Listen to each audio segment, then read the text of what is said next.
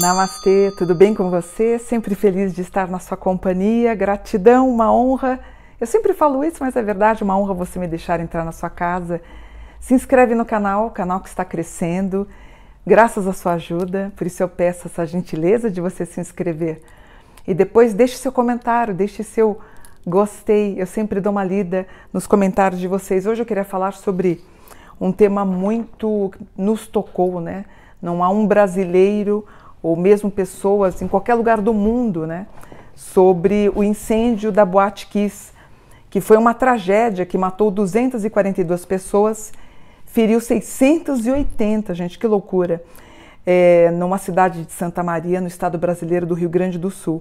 A tragédia ocorreu na madrugada de 27 de janeiro de 2013 e foi provocada pela imprudência dos integrantes da banda em usar um artefato pirotécnico em ambiente fechado. O acidente foi considerado a segunda maior tragédia do Brasil em número de vítimas em um incêndio. As chamas se alastraram rapidamente por causa do material inflamável usado como isolamento acústico, que produziu uma fumaça preta e tóxica. A boate estava lotada e não havia saída de emergência. O caso da Boate Kiss também foi uma grande sequência de erros e omissões dos poderes públicos. Você sabe que esse tema me toca profundamente, toca a todos os brasileiros, né? E eu quero contar alguns estudos que eu fiz, eu acho que tem relevância e eu quero que vocês acompanhem. Primeiro, eu dei uma olhada no mapa do evento, né? Foi dia 27 de janeiro de 2013, às 2h30, em Santa Maria.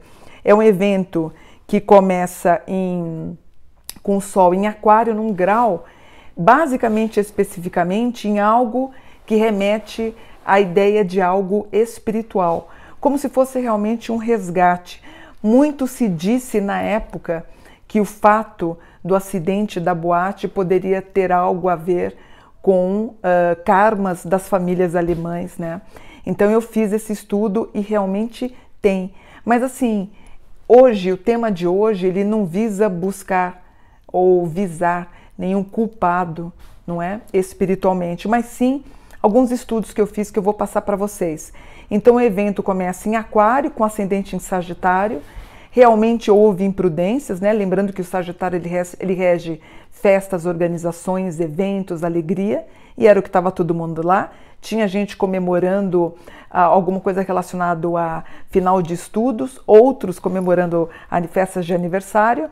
A gente tem uma lua resgatando a ideia do leão, que fala da omissão dos poderes públicos, o Aquário 13 as festas, a Vênus em Capricórnio, algo muito demorado para se pedir ajuda, um Júpiter em Gêmeos, né? A questão de não conseguir, as pessoas não conseguirem respirar, né? Isso foi rapidamente alastrado, e um grau em Gêmeos que dá indicativo de muitos estudantes, mas o mapa ele enfatiza o tempo inteiro algo relacionado a resgate kármico. A gente tem um Aquário, a gente tem um Escorpião que trata disso, a gente tem um outro Gêmeos que culmina na casa 12, no Escorpião 22, que retrata a ideia do julgamento. Se você tem no seu mapa Escorpião 22, ele tem duas vertentes. Uma se relaciona a alguma coisa voltado a ministérios, Tribunal de Contas, Tribunal da Justiça, ou alguma coisa referente a um processo que você vai ter que pagar, enfim, e aparece isso aqui no mapa, né? O Escorpião 22 também é um grau que fala de análise financeira e análise de mercado num bom aspecto. Eu tenho o Sol, gente, que é o que deu um mote para o evento. Sol na casa 3. Casa 3 é a casa da imprudência também, em mau aspecto. Sol na casa 3 se refere à educação, mas em mau aspecto a casa 3 fala de algo imaturo, precipitado, incoerente. Eu tenho uma lua na casa 9, então as pessoas que desencarnaram, elas iriam desencarnar mesmo, muita casa 9 aqui. E o nodo na 12, ele trata sempre de algo relacionado a processos de vidas passadas, tá? Então, aspectos na casa 7 que falam da relevância espiritual. Eu tenho Sol, eu tenho Lua e tenho o próprio Quíron, que relaciona a esse trato da espiritualidade. Um grau que trata dos jovens, a ansiedade de todo mundo querer escapar e não ter as saídas de emergência, e parece que algumas que tinham estavam trancadas, né? E tudo isso culminou nessa grande tragédia. Portanto, um evento com Aquário em ascendente em Sagitário. Daria para ter mudado, né? Claro que não, o fato já aconteceu, não, é incontestável, não tem o que fazer. Mas pelo Sol na casa 3, sim, houve imprudência, como eu disse para vocês, né? O caso da Boate Kiss também foi uma grande sequência de erros e omissões dos poderes públicos, né? Aí eu dei uma olhada na data aqui, peraí, deixa eu passar para vocês, ó. Em 27 de janeiro de 2013, resulta em 2041, que somado os dígitos dá 7. 7 é a carta do carro. O que é a carta do carro? O Chariot. O que é? O número 7 é um homem que está numa carruagem e abaixo dele, os cavalos, né? O cavalo e a carruagem passa por cima de pessoas, de cadáveres. O número 7, em bom aspecto, simboliza a vitória. Em mau aspecto, um homem dentro de uma carruagem que passa sobre os corpos. Então eu tenho o número 7, que já me chama a atenção. Aí o que eu fiz? Eu fiz a numerologia da Boate Kiss, tá aqui, ó. Eu fiz a numerologia da boate. Olha que interessante. A boate, não sei se dá para ver, não sei se vai dar para ver com clareza, mas a numerologia da Boate Kiss resulta em 7 também, que é de novo a carta do carro do tarô, que simboliza a vitória sobre os adversários, mas também simboliza a carruagem, o cavaleiro passando sobre os corpos de pessoas já inertes. Na numerologia, que eu tenho outro fator interessante, na numerologia, como eu disse, também resulta no número 7.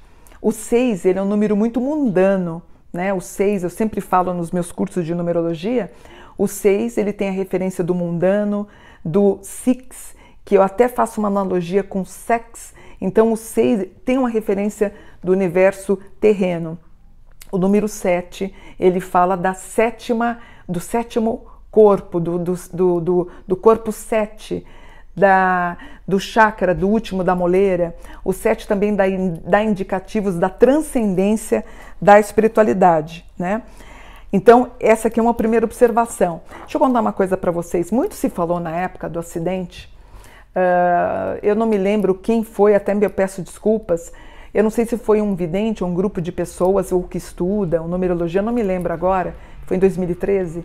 Alguém falou assim, Mônica, perdão, não falar, Mônica, é que foi dito isso na época, é que poderia ter relação de algo que essas pessoas que desencarnaram poderiam ser, talvez, nazistas, que teriam levado pessoas, os judeus, em confinamento, que culminaram, então, na morte dessas pessoas, e esses seres que desencarnaram na Boate Kiss poderiam ter referência a ter sido encarnações dessas pessoas. Eu analisei, tem algumas coisas interessantes para serem averiguadas, tá? Por exemplo, o próprio nome Boate Kiss, eu tenho aqui o SS, esse SS me incomoda. Toda vez que tem SS desdobrado eu não gosto muito. Mas o SS, que é a runa Soelu, que é aquele símbolo também usado pelos alemães. Então, pela dinâmica aqui do mapa, a gente poderia ter essa referência de vidas passadas, tá?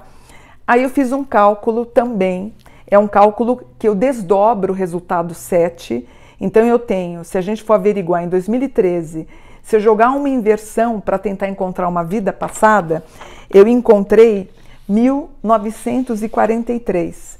Em 1943, eu achei bem curioso, eu até fiz essa pesquisa, o que teria acontecido na Alemanha em 1943, houve o levante do gueto de Varsóvia, ou seja, a parte dos milhares de judeus acuados pelo regime de Hitler no gueto de Varsóvia.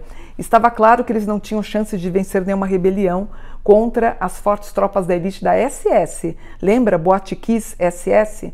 Mas a falta de perspectiva ao saber que o gueto seria posto abaixo, não restou alternativa.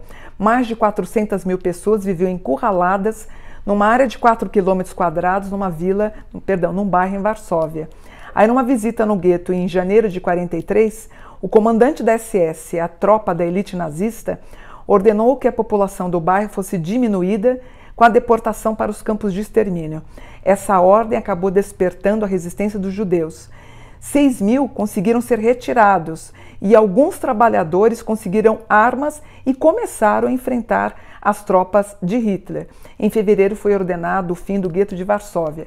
A título de processos de reencarnação, o fato da Boate Kiss, se a gente fosse analisar a título de cabala, a título de vida passada, karmas de vidas passadas, teria referência com esse fato aqui, que foi o levante no gueto de Varsóvia, nem tanto dos fornos crematórios. Eu achei assim bem interessante essa colocação. Outra coisa que me chama a atenção também é a Rua dos Andradas. A Rua dos Andradas, a numerologia quando eu fiz, aqui ó, Rua dos Andradas, resultou em 646. Se você fizer a soma 6 mais 4 e 6, eu tenho o dígito final 16. E o que é o 16? É a carta da torre, que é a casa que pega fogo, a casa, a gente fala que é a mão pesada de Deus, né? Mas a carta 16 é a casa destruída de Deus, a torre destruída de Deus. Então eu achei muito interessante porque a Rua dos Andradas, resultou no número 16. Então é uma rua que eu particularmente teria muita atenção em todo o sistema de parte elétrica, tá?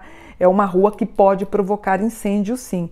Então era algo que até vocês que... Eu não me lembro, eu passei lá em 2014, até vou contar um fato para vocês. Tomar muito cuidado com a parte elétrica.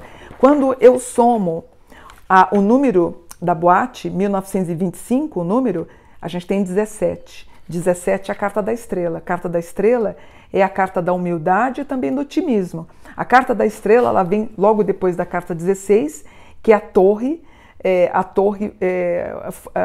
que explode na mão de Deus, é a mão pesada de Deus, vamos dizer assim. Em seguida eu tenho a estrela, que é quando a gente se humilda e coloca os joelhos no chão, pedindo desculpa por fatos que a gente fez e pela arrogância, né? A carta da torre, na verdade, é a própria simbologia da torre na Bíblia, né? Quando os homens tentaram chegar até Deus, então Deus acabou quebrando essa torre. Se eu somar 16 do resultado da Rua dos Andradas, mais 17 do número, resulta em 33, que aí de novo eu tenho o número 6. Lembra que eu falei do 6? Tanto que o 6, o 666 é o número da besta e o 999 é o número dos anjos. Então o 6 eu tenho referência ao six, que eu tenho referência ao sexo, que é um número de esgotamento na parte humana, realmente quando a gente erra. Então, se você perguntar, Mônica, existe uma energia que culminou no resultado de um processo kármico? Na minha opinião, sim. Aí o que eu fiz? Eu peguei as pessoas que estão sendo acusadas. Então, eu vi Luciano Bonilha Leão, ele é um produtor musical. Marcelo de Jesus Santos, vocalista, ele que levantou o fogo e era o vocalista, como eu disse. Os sócios, Mauro Hoffman, o sócio, e um outro sócio, Elisandro Spur, desculpem, eu não sei se essa palavra, ou Spor, não é? Eu dei uma olhada no Luciano Bonilha Leão, não encontrei nenhuma referência com a Alemanha. Nem o Marcelo de Jesus Santos, também não encontrei nenhuma referência. Quando eu vou no sócio do Mauro Hoffman, ou Hoffman, eu encontro, no Google, eu encontro o mesmo sobrenome de Heinrich Hoffmann, ou Hoffmann, um homem que nasceu dia 12 de setembro de 1885 e desencarna em Munique no dia 11 de dezembro de 57. Esse Heinrich, ele foi um fotógrafo alemão e fotógrafo pessoal de Adolf Hitler durante a Alemanha nazista. E ele foi escolhido pessoalmente por Hitler como seu fotógrafo oficial.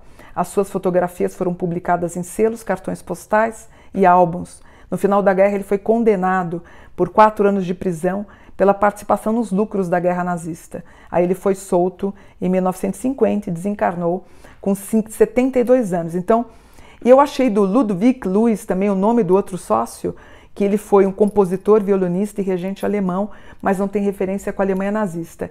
Então, portanto, a título kármico, quem teria referências aqui, se algo aconteceu, como eu falei do Levante de Varsóvia, ou alguma coisa com a ascensão do nazismo, Hitler e tudo mais, teria alguma coisa kármica com o senhor Mauro. Ainda está em julgamento, vamos ver o que vai acontecer, as penalizações de cada um, mas é isso, muito triste, né? Eu me lembro que eu fui para Santa Maria com meu filho, numa feira de livro, e nós fomos um ano depois, nós fomos em 2014, e a feira aconteceu numa praça, e os grupos de pessoas, dos familiares pedindo por justiça, eles ocupavam 4 pontos da praça, e eu fui visitar cada ponto com meu filho, eu fui lá dar minhas condolências, enfim, abraçar, e todo mundo muito emocionado, enfim. E um deles, inclusive, fez uma mini palestra antes da minha, eu o convidei para subir no palco. Enquanto eu cumprimentava, as pessoas na rua passavam, e essas pessoas abriam as janelas e xingavam as maiores ofensas que vocês podem imaginar, dizendo que eles eram para ir embora, que ele não tinha que ter nada, porque eles mereciam morrer, porque estava todo mundo divertindo. Gente, eu achei isso um cúmulo. Eu e o meu filho ficamos passados, vendo as pessoas abrindo os vidros dos carros e ofendendo esses familiares, porque as pessoas morreram no local de festa. Ou seja, quer dizer, se eu morrer na minha casa ou se eu morrer na estrada, a Mônica é boazinha. Mas se eu morrer numa boate que eu estou comemorando meu aniversário, eu viro ruim. Gente, o problema do brasileiro é a falta de amadurecimento nesse sentido. Como ele é cruel, né? Outro dia eu vi uma entrevista de um homem que perguntou a um cientista por que nós nunca recebemos um prêmio Nobel diante de grandes crânios, e esse senhor disse assim, de modo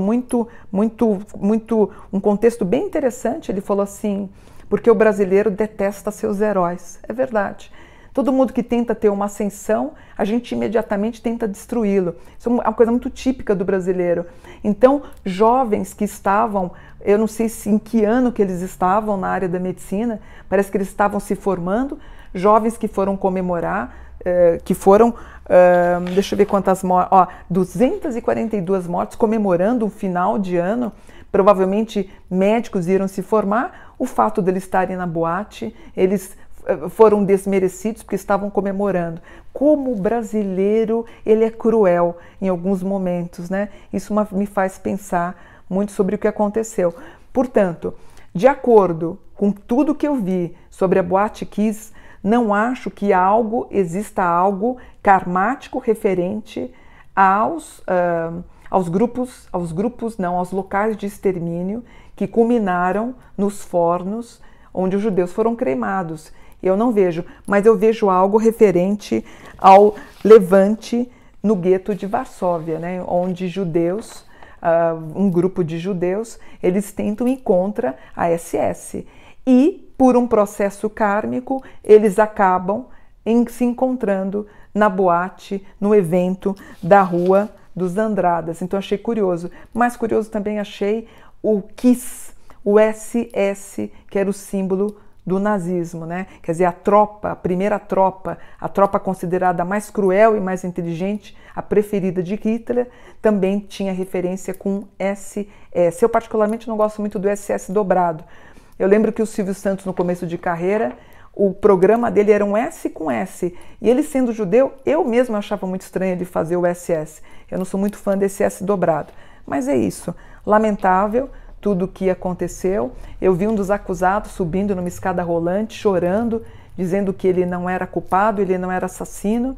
Enfim, vamos ver o que o juiz vai dizer disso tudo. É um processo que está seguindo, que está acontecendo. Não posso dar meu parecer, eu acho que não é justo a gente julgar, só a título de conhecimento espiritual, para vocês terem uma ideia. Para mim, o fato do evento da Boate Kiss, o mapa, ele é 30% com fatos relacionados a resgates de vidas passadas. E isso sim, para mim ficou muito claro, o evento da Boate Kiss. Eu e toda a minha equipe lamentamos o ocorrido e nos solidarizamos então com as famílias que perderam suas vítimas e famílias de pessoas que ainda estão em tratamento por causa de tudo o que aconteceu, né? Então, eu como espiritualista, como angelóloga, só tenho a lamentar a lamentar, e lembrando das palavras de Allan Kardec, que grandes tragédias ou mortes no sentido coletivo, eles ensinam a humanidade a não errar mais. Então, que haja ajustes nesse sentido de boates, de locais, enfim, e tudo o que aconteceu, para que a humanidade, enfim, evolua, tá bom? Espero que você tenha gostado da análise. Vou terminando triste, não é um assunto fácil para lidar.